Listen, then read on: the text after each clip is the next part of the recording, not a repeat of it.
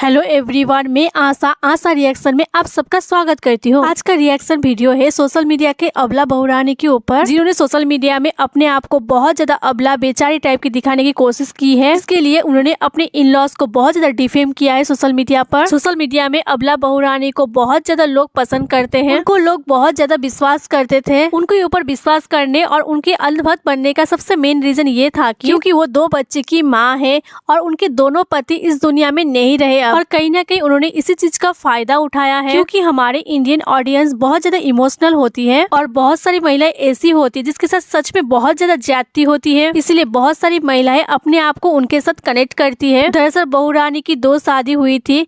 पहले उसी घर के बड़े बेटे के साथ उनकी शादी होती है। फर्स्ट पति की डेथ कोविड के टाइम में होती है। फिर उनकी इन लॉज ने उसी घर के छोटे बेटे के साथ उनकी शादी करा देती है दोबारा। फिर सेकेंड हस्बैंड की डेथ एक एक्सीडेंट में हो जाती है। फिर शायद उनको ससुराल से निकलना था, इसीलिए हो सकता है ससुराल से निकलने से एक दिन पहले उन्होंने अपने फर्स्ट हस्बैंड की रिकॉर्डिंग सोशल मीडिया में डाल दी थी। ये वही हस्बैंड है जिनकी वजह से उनको सोशल मीडिया में अपनी पहचान मिली। उनके फर्स्ट हस्बैंड ने ही द बॉट नाम का चैनल का शुरुआत किया था, जिसमें उनकी फर्स्ट हस्बैंड की बहुत ज्यादा मेहनत थी। इस चैनल में वो अपने डॉग की एक्टिविटी दिखाते थे। इस चैनल में लोग फॉरेन से भी बहुत ज्यादा कनेक्ट हुए थे। इसी चैनल के बिहाफ पर और 2 चैनल खड़ा किया गया था उनके घर पे। कुल मिलाकर उनके फर्स्ट हस्बैंड की वजह से ही सोशल मीडिया में उनके पूरे परिवार को पहचान मिली। उन्हीं पति को उन्होंने सोशल मीडिया में अच्छे खासे डिफेम किया। फिर वो 2 चैनल लेकर घर से निकली।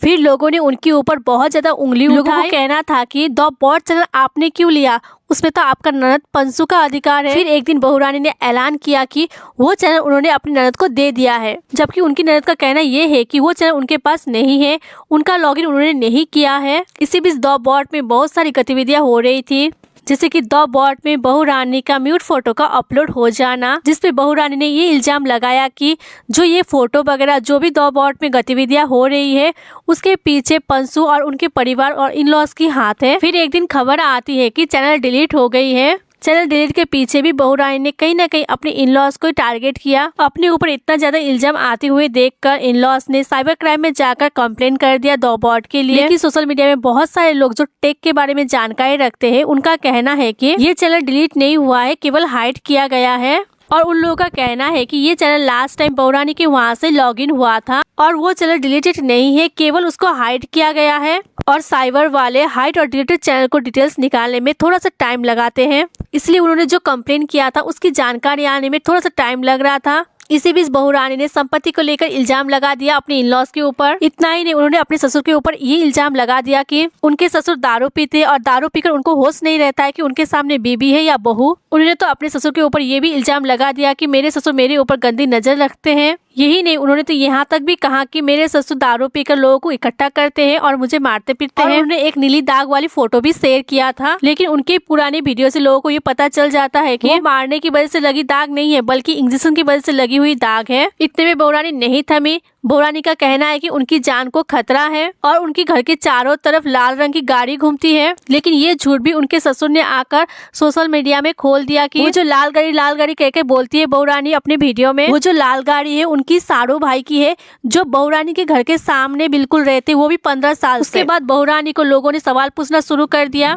लोगों ने उनको पूछा कि अगर आपके ससुराल पक्ष से आपका जान का खतरा है तो आपने ससुराल पक्ष के सामने ही घर क्यों लिया? कोई भी इंसान अपने दुश्मन के सामने घर क्यों लेगा? उसके बाद लोगों को धीरे धीरे समझ में आ रहा था कि वो व्यूज के लिए ऐसा कर रही है शायद। फिर उसके बाद धीरे धीरे आरोप प्रत्यारोप शुरू हुआ, जिसके बाद लोगों ने उनसे सवाल पूछना शुरू कर दिया। अब क्योंकि इस बार सोशल मीडिया पर ससुराल पक्ष ने भी अपना पक्ष रखा था, तो लोग अब डिवाइडेड हो गए थे। ज्यादातर लोग ससुराल पक्ष के सपोर्ट में थे। फिर बहुरानी ने इस पूरे मुद्दे को ही घुमा दिया। अब वो अपने सेकंड वाले हस्बैंड को इंसाफ दिलाने में लग गई, जिनकी डेथ एक्सीडेंट की वजह से हुई थी। जिसमें उन्होंने केस को रीओपन करने की और एफआईआर की ना जाने कितनी बातें की। फिर इसी बीच गाड़ी का पार्ट्स वाला मुद्दा सामने निकल कर आया।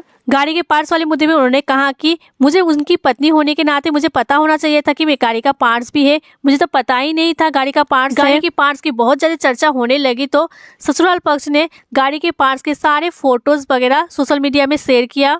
फिर उसमें भी बहुरानी का कहना है कि वो पार्ट्स नहीं है, ये झूठे पार्ट्स बनवाए गए हैं, ये झूठे हैं पार्ट्स। फिर बहुरानी के ऊपर ही सवाल उठता है कि अगर आपने कभी पार्ट्स देखे ही नहीं है तो आपको कैसे पता है कि ये झूठे या सच है? सोशल मीडिया में लोग उनको इतने करीब से फॉलो करते हैं कि जिससे ये पता चलता है, उनके वीडियो से लोग ये पता कर लेते हैं कि जो पार्ट्स की फोटो इन लॉज ने शेयर की थी वहाँ पर एक लेडीज का हाथ था, जो कि और किसी का नहीं, बहुरानी का ही हाथ है। ऊपर से बहुरानी का ड्रेस भी मैच हो जाती है। फिर अगले दिन बहुरानी के ब्लॉग से हम देखते हैं कि उनकी माताजी सेम ड्रेस पहनी हुई है। इन सब से यही लग रहा है कि बहुरानी सोशल मीडिया में खेल रही है व्यूज के लिए। अच्छे से पता है कि सोशल मीडिया में व्यूज कैसे लाना है। अब इन सब मुद्दे में लोग उनको ट्रोल करने लग गए हैं। लोग उनको अब बहुत ज्यादा नेगेटिव कमेंट कर रहे हैं। मतलब जो ऑडियंस पहले उनको बहुत ज्यादा सिंपैथी देते थे, मतलब जो ऑडियंस पहले बहुत ज्यादा सपोर्ट में उनके खड़े होते थे, वही उनके खिलाफ नेगेटिव कमेंट कर रहे हैं। अभी हाल के दिनों में क्या हुआ कि अपने सेकंड वाले हस्बैंड को न्याय दिलाने के लिए जोरों शोरों से लगी हुई थी, जिसमें उनको सोशल मीडिया में कुछ लोग उनका साथ दे रहे थे और उन लोगों की तरफ से परिवार का साथ भी मांगा गया था। फिर बहुरानी के ससुर भी आए सामने सोशल मीडिया पे और उन्होंने कहा कि साथ देने की बात है तो हम भी साथ देंगे, मेरे बेटे को अगर इंसाफ मिलता है तो मैं जरूर साथ दूंगा। इतने में बात नहीं बनी तो घुमा फिर ससुराल वालों के ऊपर ही उंगली उठाई गई। तो घुमा फिर केवल ससुराल वालों को ही कटघरे में लाया जा रहा था। कभी पंसू के ऊपर उंगली उठाई जा रही थी तो कभी ससुर के ऊपर, तो कभी पंसू के पापा के ऊपर। बहुत ज्यादा एलिगेशन उनके ऊपर लग रहे थे। तो सोशल मीडिया में इतना कुछ कौन सहन करेगा और कितना दिनों तो सहन करेगा। तो इस सारे मुद्दे को मद्देनजर रखते हुए इन लॉज ने कानून का दरवाजा खटखटाया है। जी हाँ, उनके इन लॉज ने मध्य प्रदेश हाईकोर्ट में जाकर केस फाइल किया है। इस केस के बारे में अभी ज्यादा डिटेल सोशल मीडिया में उपलब्ध नहीं है। उनके जो पड़ोसी है उन्होंने एक कम्युनिटी डाली थी केस के बारे में, सब कुछ उन्होंने नहीं बताया, कुछ चीजें उन्होंने हाइड किया है। उनके जो एडवोकेट है उनका भी चैनल है सोशल मीडिया पर, उन्होंने भी कुछ बातें शेयर की थी एक पैनल में जाकर। बहुत ज्यादा डिटेल्स तो उन्होंने नहीं बताया। उन्होंने केवल ये बताया कि बहुत ज्यादा उनको परेशान किया जाता है सोशल मीडिया पर, इसीलिए ये केस किया है। और साथ ही साथ दो बॉट की गुत्थी भी सुलझेगी इसके माध्यम से। किसी के साथ ना इंसाफी नहीं होगी, ना तो पंसू के साथ और ना ही बहुरानी के दोनों बच्चियों के साथ और ना ही माता पिताओं के साथ। आई होप कि सभी को इंसाफ मिले और सच्चाई सामने आए और दो बॉट की गुत्थी भी सुलझे। भगवान से इतना ही प्रार्थना करती हूँ कि उन माता पिता को और दुख ना दे। आप क्या सोचते हो इस विषय पर कमेंट बॉक्स में अपनी राय जरूर दीजिएगा। चैनल में नए हो तो सब्सक्राइब करते हुए जाइएगा।